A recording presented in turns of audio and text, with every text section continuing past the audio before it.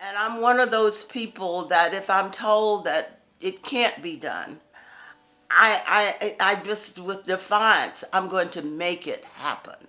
I was born here, and by the time I was, well, even before I was in high school, I was very connected to Graham and Burlington.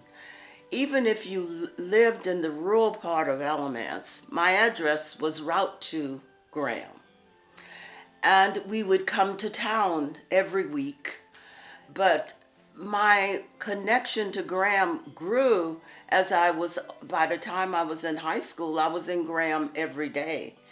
And then my junior year or somewhere around that time, I met a young man that lived in Graham, in the city of Graham. And eventually he was at North Carolina A&T State University. I proceeded to go to Bennett College in 1957, and by 1959 we were married. By 1973 I was living in Maryland, so I came to Graham probably for weddings, birthday parties, or just whatever. My children came to Graham or to Burlington, Alamance County, period. During that time, we talked about fun and what was happening in families, but we talked about what was happening in our city, in our state, what progress was being made. And I think somewhere around 2000, when I came here to live and work at North Carolina A&T, I had a deep interest in the history of our people, African Americans, my family as well as my surroundings.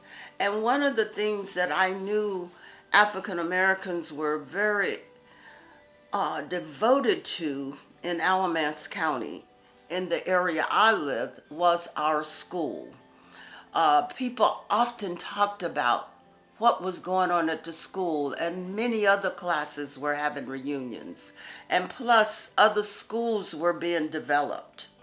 And people were concerned about what is happening to our school. It doesn't have a name.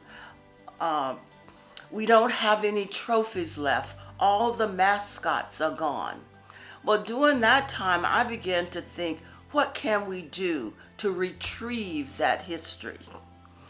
And so I was told that this was something that probably wouldn't happen. And I was so deeply concerned about doing it, I thought it can happen. I had had experiences outside of this area, and I knew that something like that had already been done in other places. And I'm one of those people that if I'm told that it can't be done, I just, with Defiance, I'm going to make it happen.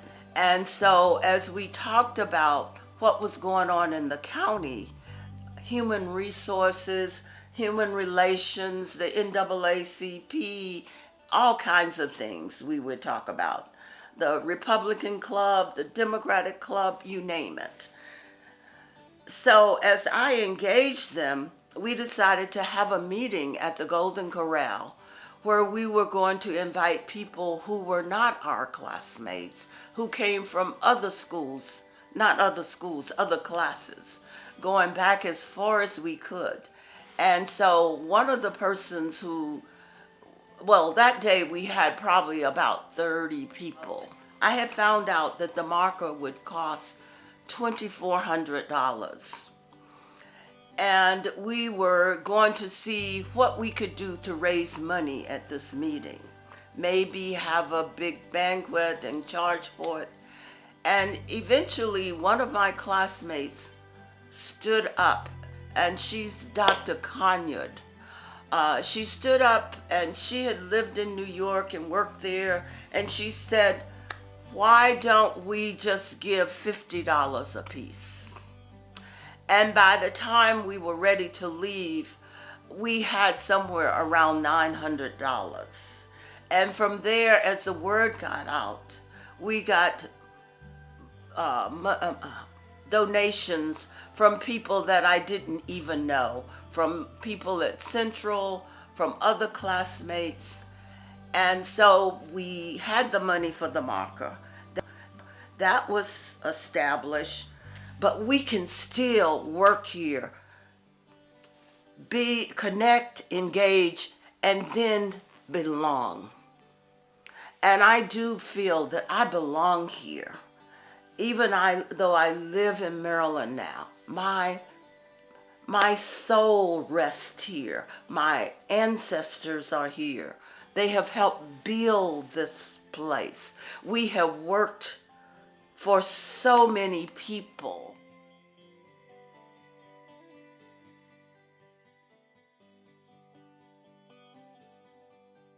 I moved, just as a personal connection, I moved to Burlington in 2017. Mm-hmm. And I read the news about this seller's marker.